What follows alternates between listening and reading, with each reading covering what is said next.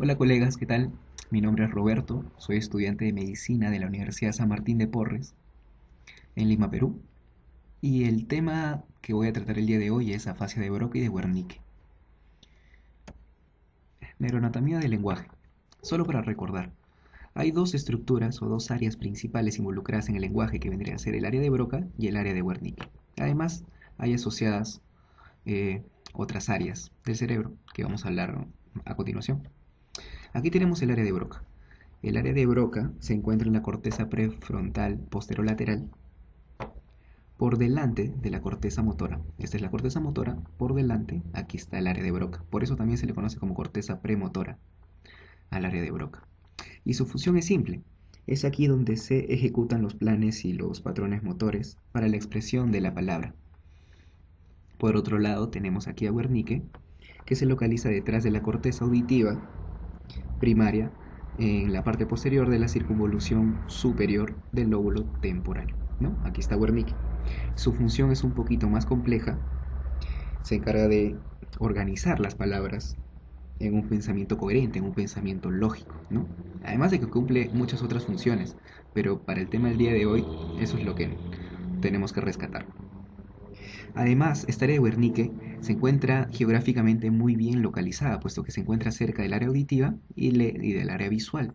Por eso también se le conoce como área de asociación somática visual auditiva, ¿no? Somática por esta zona de acá, broca, motora, visual por esto y auditiva por acá.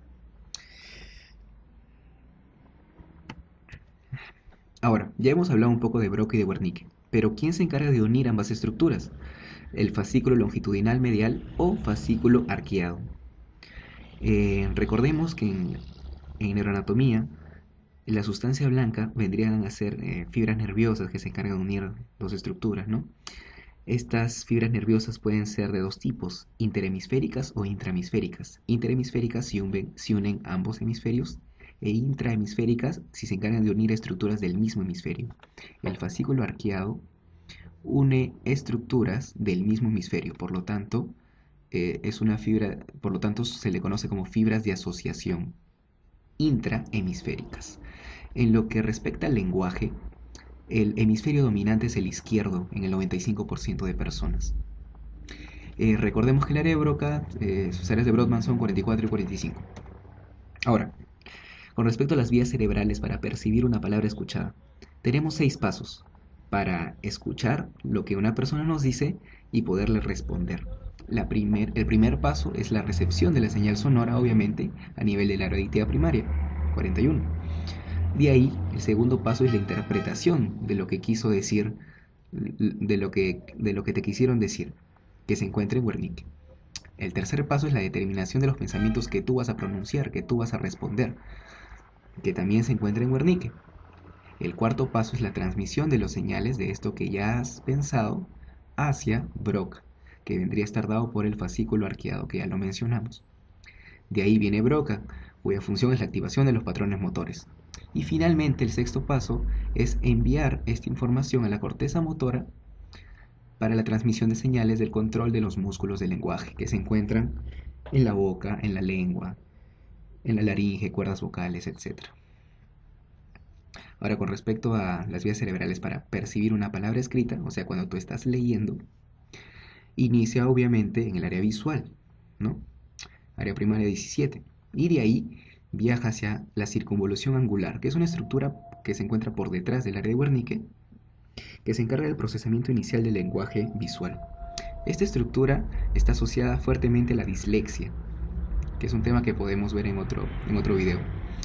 Y de acá a la circunvolución angular pasa hacia el área de Wernicke, donde va a ocurrir lo mismo, se va a procesar, se va a transmitir la señal hacia Broca, Broca hacia la corteza motora y la corteza motora hacia la boca, la lengua, la laringe, cuerdas vocales, etc.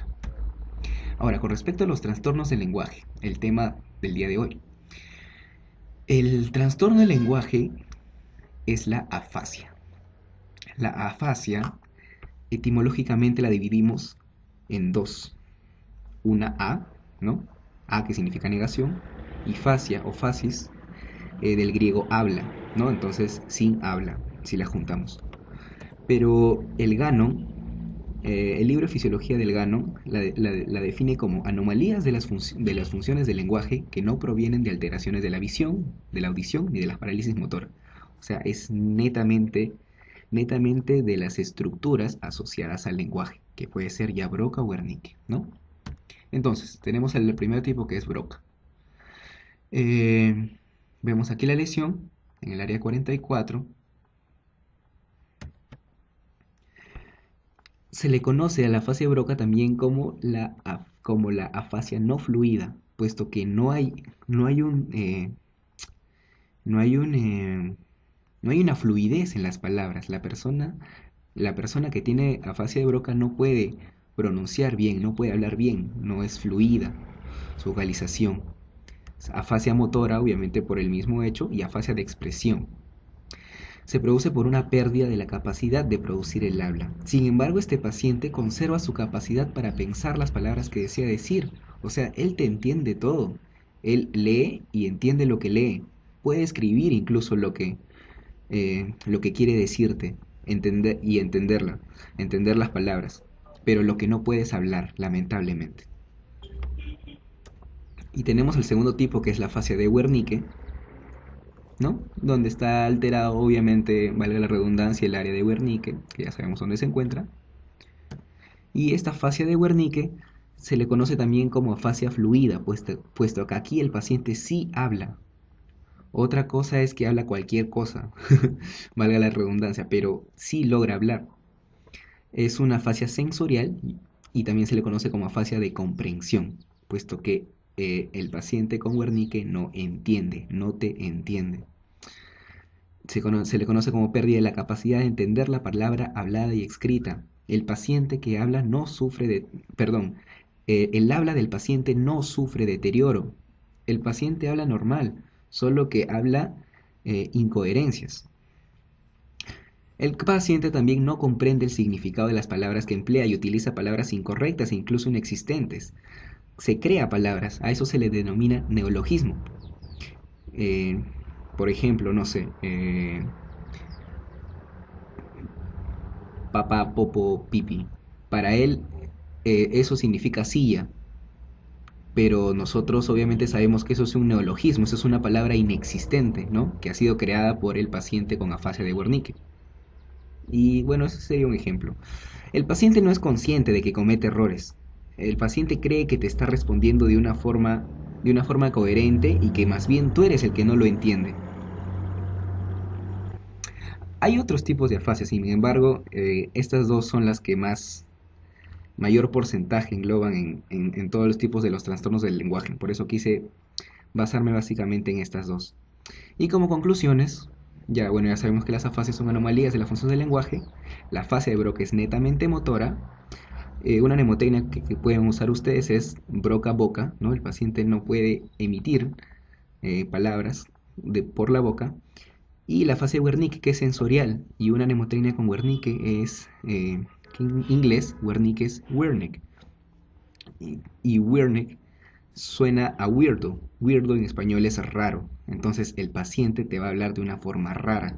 No vas a entender lo que te dice. Esa podría ser una mnemotecnia que podrían usar ustedes para diferenciar ambas afasias. Y bueno, eso es todo. Espero que les haya gustado y ya nos estaremos viendo prontos. Cualquier duda me avisa. Y muchas gracias. Bueno, esta es la bibliografía que usé: el Ganon de Fisio, el Guyton de Fisio y Neuroanatomía Clínica de Snell.